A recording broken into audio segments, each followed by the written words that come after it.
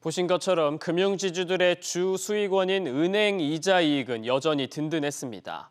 대출 수요가 늘어나고 있는 데다 금리 역시 고공행진 중이어서 4분기에도 편한 장사를 할 것으로 보입니다. 이 내용 금융부 김성훈 기자와 알아보겠습니다. 네, 김 기자, 먼저 전반적으로 대출 금리가 전부 오르고 있죠?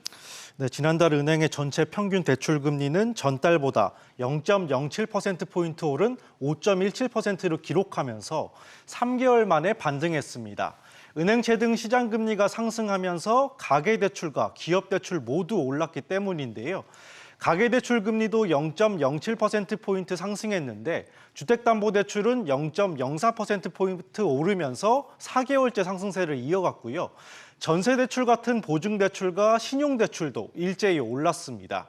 여기에 기업대출도 0.06%포인트 올라 3개월 만에 상승 전환했습니다. 그렇군요. 그런데 예적금 같은 수신금리도 오르긴 했습니다. 네, 저축성 수신금리는 한 달 사이 0.16%포인트 올라 대출금리보다 더 큰 상승폭을 보였습니다. 석 달 만에 오른 건데요. 100조 원에 육박하는 예적금의 만기가 돌아오기 시작하면서 은행 간 자금 조달 경쟁을 벌이고 있기 때문입니다.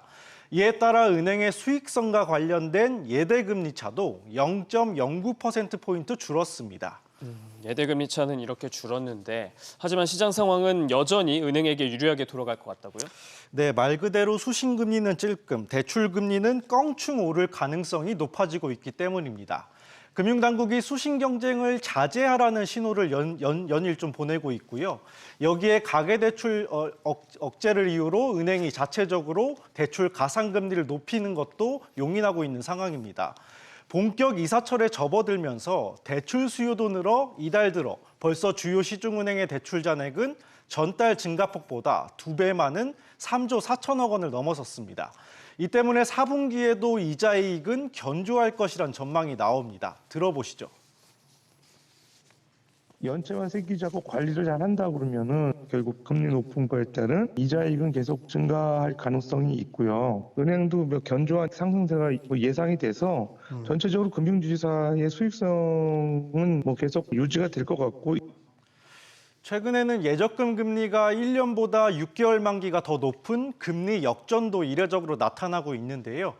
은행들이 시장금리 하락 가능성에 대비해서 초단기 예적금 가입을 유도함으로써 소비자에게 지급할 이자 비용을 줄이려는 전략이란 해석도 나옵니다. 그렇군요. 김 기자 잘 들었습니다.